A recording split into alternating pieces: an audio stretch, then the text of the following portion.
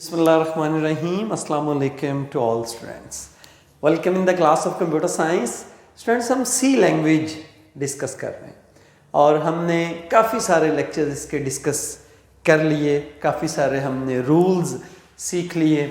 In the previous lecture we discussed about the print f और फिर हम print f के अंदर हमने format string, argument list, format specifiers, field width specifier और एस्केप सीक्वेंस को डिस्कस किया. अभी तक हम मेजर जो चीज़ें हमने सीखी कि how to declare a variable, कि वेरिएबल को डिक्लेयर कैसे करते हैं. जैसे इंटीजर ए, बी, सी, सम, ये 4 वेरिएबल मैंने डिक्लेयर किए और इनकी डाटा टाइप इंटीजर है. एक एवरेज मैंने वेरिएबल डिक्लेयर किया, इसकी डाटा टाइप फ्लोट है. हमने वेरिएबल को डिक्लेयर करना सीखा.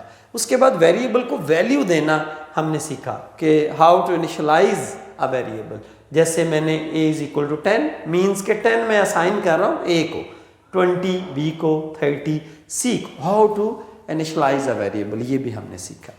फिर हमने सीखा कि how to print a text on screen. Screen पे टेक्स्ट कोई प्रिंट करवाना हो तो कैसे प्रिंट करवाते हैं, और अगर स्क्रीन पे कोई वेरिएबल प्रिंट करवाना हो तो उसको कैसे हम प्रिंट करवाते हैं.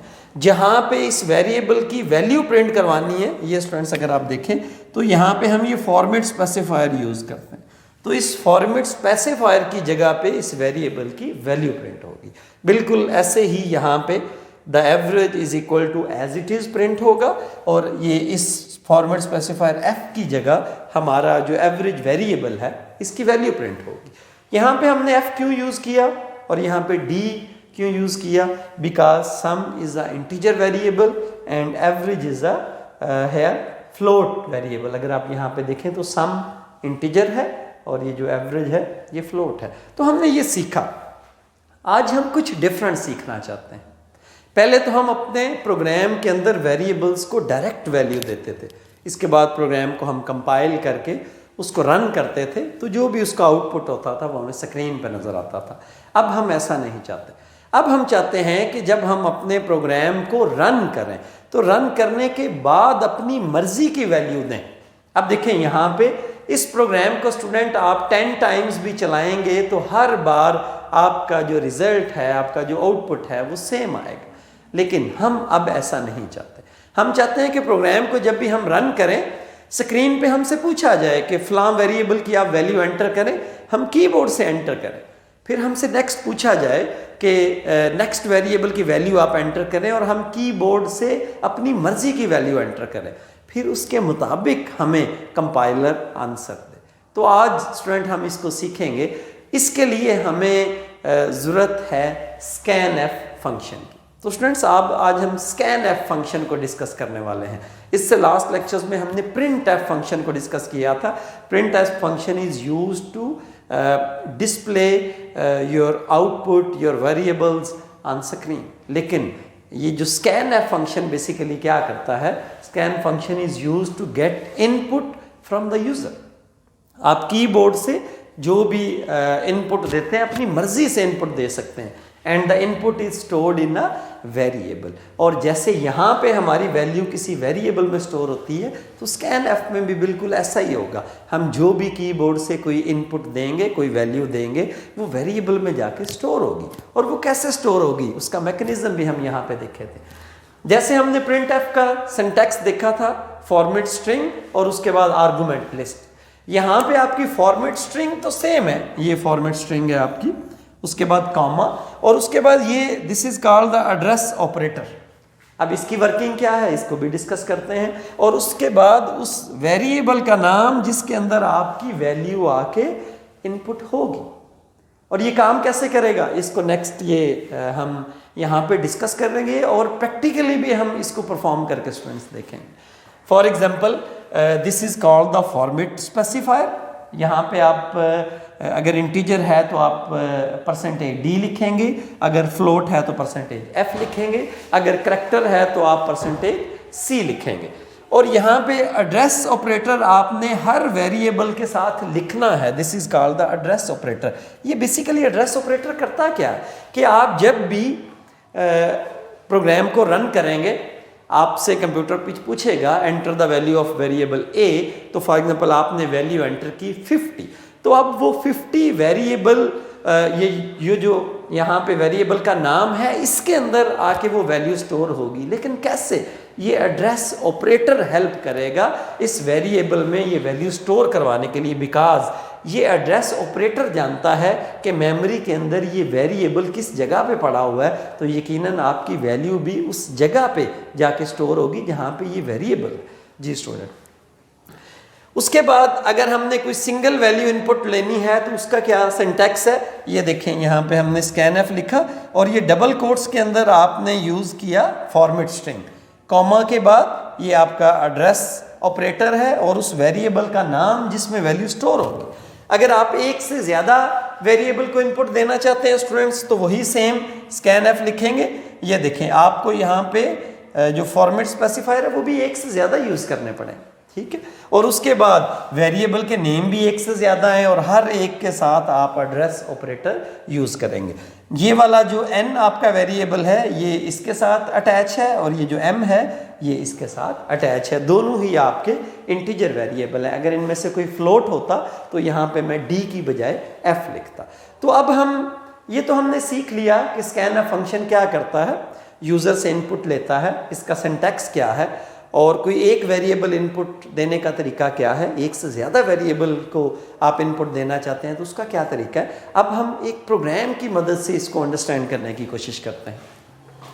इससे पहले स्टूडेंट हम ये करते थे कि हमने ये तो आपने हर प्रोग्राम में लिखना है hash include stdio.h, hash include conio.h, उसके बाद वाइड मेन और ये ब्रैकेट स्टार्ट, ये तो हर प्रोग्राम में आपने लिखा। हमने यहाँ पे वेरिएबल डिक्लेयर किए 4, उनकी डाटा टाइप इंटीजर है और एक वेरिएबल डिक्लेयर किया एवरेज जिसकी डाटा टाइप फ्लोट है। इन तमाम वेरिएबल्स को वैल्यू दे दी, ए को, बी को, सी को, इन तीनों को ऐड किया और वैल्यू किसको मिली, सम को। सम को 3 पे डिवाइड किया क्योंकि 3 नंबर्स हैं तो ये जो आंसर मिलेगा एवरेज को, और इनको हमने प्रिंट करवा दी। और प्रिंट करने का तरीका हम ऑलरेडी 2-3 लास्ट जो लेक्चर्स थे उन सब में डिस्कस कर चुके हैं। ये हमारा फॉर्मेट स्ट्रिंग है डबल कोट्स के अंदर, ठीक है। यहाँ पे हमने फॉर्मेट स्पेसिफायर यूज़ किया जहाँ पे इस वेरिएबल की वैल्यू प्रिंट होगी। फिर हमने एवरेज को प्रिंट करवाया बिल्कुल एज इट इज। लेकिन आज देखें something is a different here कि अब मैंने यहाँ पे अपने वेरिएबल्स को वैल्यू नहीं दी। यहाँ पे मैंने क्या किया, पहला तो प्रोसेस सेम है कि मैंने 4 वेरिएबल लिए, उनकी डाटा टाइप इंटीजर, एक वेरिएबल लिया एवरेज, उसकी डाटा टाइप फ्लोट है। अब मैं चाहता हूं कि स्क्रीन पे लिखा आए printf enter value of A. ये जो डबल कोट्स में है स्टूडेंट, जब आप इस प्रोग्राम को रन करेंगे तो एज इट इज स्क्रीन पे लिखा आएगा एंटर द वैल्यू ऑफ ए। अगर मैं वहां पे कीबोर्ड से 50 एंटर करता हूं तो ये जो मेरी 50 वैल्यू है ये इस ए को मिलेगी, इस ए को, क्योंकि मैंने स्कैनएफ फंक्शन यूज किया है और scanf function use for input.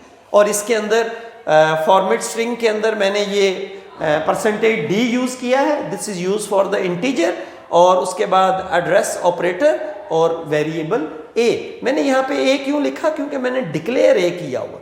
अगर यहाँ पे कोई और वेरिएबल डिक्लेयर करता तो उसकी जगह उसका नाम लिखता। जब मैंने 50 एंटर किया, मैं एंटर का बटन प्रेस करूंगा तो अब स्क्रीन पे लिखा आएगा enter the value of b. अब अगर मैं 100 एंटर करता हूं कीबोर्ड से तो मेरी ये वैल्यू किसको मिलेगी, बी को। वजह मैंने स्कैनएफ फंक्शन को यूज किया। उसके बाद enter the value of c, screen पे लिखा आएगा। आप जब इसमें कीबोर्ड से वैल्यू एंटर करेंगे तो ये वैल्यू किसको मिलेगी, सी को। तो यहाँ पे जैसे हमने डायरेक्ट वैल्यू दी थी, यहाँ पे हमने प्रोग्राम को रन करने के बाद अपनी मर्जी से वैल्यू दी। और इस प्रोग्राम में क्या डिफरेंस है स्टूडेंट, कि इसको आप 10 टाइम भी चलाएंगे तो रिजल्ट सेम आएगा, लेकिन यहाँ पे ऐसा नहीं है। आप इसको हर बार चलाने के बाद अपनी मर्जी से नई वैल्यू दे सकते हैं और हर दफ़ा आपका जो रिजल्ट होगा, जो आउटपुट होगा वो डिफरेंट आएगा। अब उसके बाद जब तीनों वेरिएबल्स को आपने वैल्यू असाइन कर दी तो नेक्स्ट सेम प्रोसेस है कि आपने इनको ऐड करने के बाद वैल्यू सम को दे दी और फिर सम को 3 पे डिवाइड किया और वैल्यू किसको मिल गई, एवरेज को, और इसके बाद हमने इनको प्रिंट करवा दिया। तो स्टूडेंट्स आज हमने कुछ डिफरेंट सीखा। हम पहले अपने प्रोग्राम में डायरेक्ट वैल्यूज़ असाइन करते थे और जब प्रोग्राम को हम चलाते थे या रन करते थे तो हर बार सेम रिज़ल्ट आता था। लेकिन आज ऐसा नहीं, आज हमने अपने प्रोग्राम को रन करने के बाद उनको अपनी मर्ज़ी से वैल्यू दी वेरिएबल्स को, और फिर कंपाइलर ने हमें स्क्रीन पे उसके मुताबिक जो है हमें रिज़ल्ट दिया, आउटपुट दिया। अब हम इसको प्रैक्टिकली भी स्टूडेंट जो है परफॉर्म करके देखें। तो स्टूडेंट चलते हैं, हम अपना प्रैक्टिकल परफॉर्म करते हैं। जी स्टूडेंट्स, आज हमने इनपुट फंक्शन को थ्योरेटिकली अपने वीडियो लेक्चर में डिस्कस किया, तो इसके साथ हम इसको प्रैक्टिकली परफॉर्म करके भी देखना चाहते हैं। इससे पहले जब तक हमने इनपुट फंक्शन स्कैनएफ को स्टडी नहीं किया था, तो इससे पहले हम क्या करते थे, प्रोग्राम के अंदर अपने वेरिएबल्स को डिक्लेयर करते थे और फिर उनको डायरेक्ट वैल्यूज़ दे देते थे। उसके बाद हम अपने प्रोग्राम को जब रन करते थे तो जो वैल्यूज़ हम वेरिएबल्स को इनिशियलाइज़ करते थे वही हमारे पास रिज़ल्ट शो होता था, और आप उस प्रोग्राम को 10 टाइम भी चलाते थे तो सेम रिज़ल्ट शो होता था। लेकिन आज हमने ये डिस्कस किया कि अगर यूज़र अपनी मर्ज़ी से वैल्यूज़ वेरिएबल को देना चाहता है तो उसके लिए जो स्कैनएफ फंक्शन है वो हमारी हेल्प करता है। तो आज हम देखते हैं कि कैसे हम प्रोग्राम को रन करने के बाद वेरिएबल्स को वैल्यू अपनी मर्ज़ी से देंगे, और हमने स्कैनएफ का सिंटैक्स भी देखा कि कैसे हम स्कैनएफ को यूज़ कर सकते हैं। तो जी स्टूडेंट्स चलते हैं। तो मेरे कर्सर का आपने ध्यान रखना है, मैं जहाँ पे मेरा कर्सर होगा मैं उस लाइन को डिस्कस करूँगा। जी स्टूडेंट्स, तो फर्स्ट लाइन पे हमने हेडर फाइल stdio.h को इंक्लूड किया, फिर conio.h void main हमारा फंक्शन है, ये यहाँ से हमारा प्रोग्राम स्टार्ट होता है।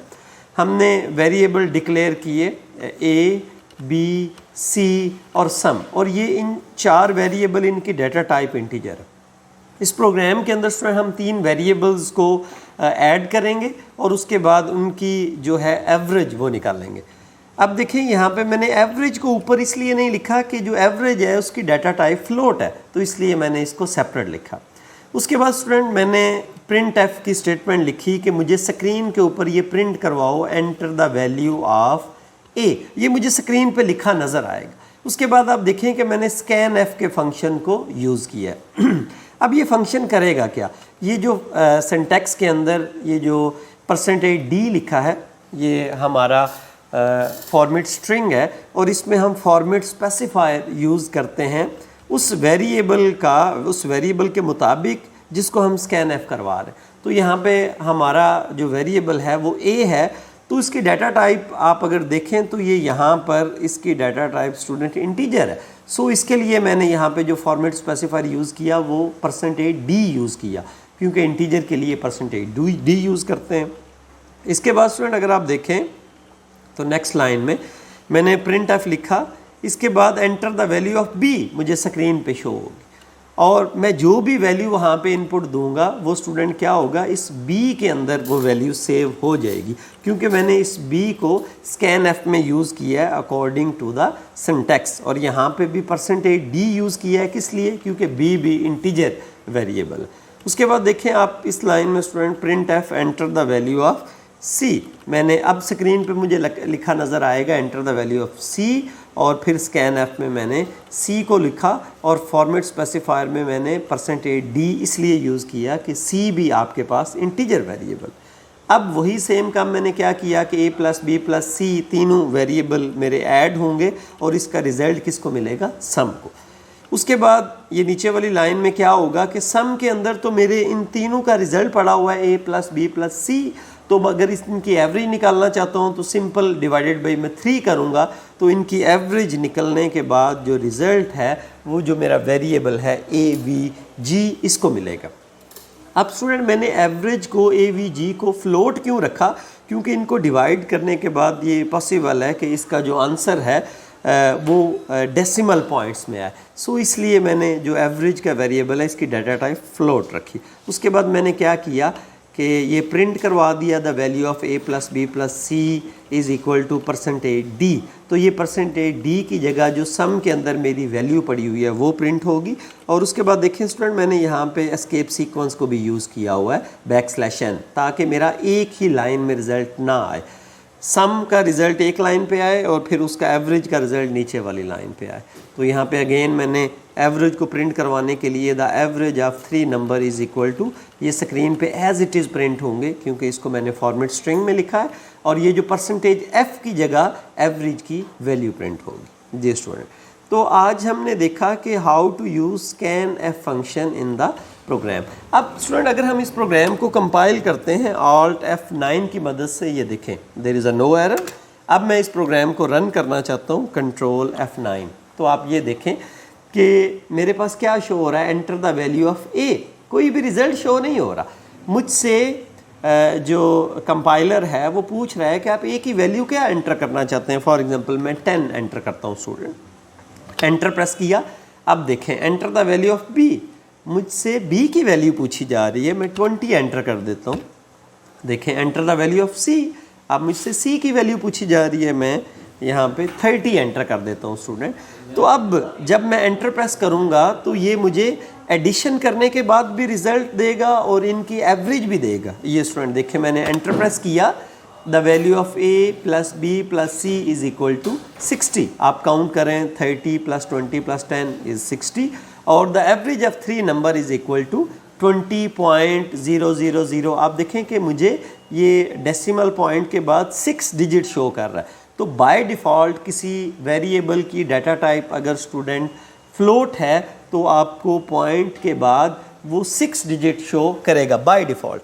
लेकिन हमने फील्ड विड्थ स्पेसिफायर जब पढ़े थे तो हम अपनी मर्ज़ी से भी ये पॉइंट के बाद कितने डिजिट डिस्प्ले करवाना चाहते हैं, ये फील्ड विड्थ स्पेसिफायर को यूज़ करके हम ऐसा भी कर सकते हैं। तो सो स्टूडेंट देखें आज हमने देखा कि कैसे हमसे कंपाइलर वेरिएबल्स की वैल्यू लेता है और इसको हम हर दफ़ा चेंज कर सकते हैं। अब ये देखें दोबारा मैं इसको रन करता हूँ, कंट्रोल F9, ये देखें अब दोबारा मुझसे वो वैल्यू पूछ रहा है। अब मैंने वैल्यू दे दी 45, बी की वैल्यू दे दी 78, सी की वैल्यू दे दी 90। तो देखिए मैंने वैल्यू चेंज कर दी। तो अब इनको उसने एडिशन करने के बाद भी मुझे आंसर दे दिया और इसकी एवरेज जो है उसका रिज़ल्ट भी शो किया। तो देखें हम पहले जो प्रोग्राम रन करते थे हर दफ़ा एक ही रिज़ल्ट आता था। अब स्टूडेंट हम with the help of scan F function हर बार अपनी मर्ज़ी की नई वैल्यूज़ दे सकते हैं। सो आज के लेक्चर में स्टूडेंट इतना ही। हमने देखा कि how scan F function work. इंशाल्लाह मिलते हैं नेक्स्ट लेक्चर में, तब तक के लिए अल्लाह हाफिज़, थैंक यू।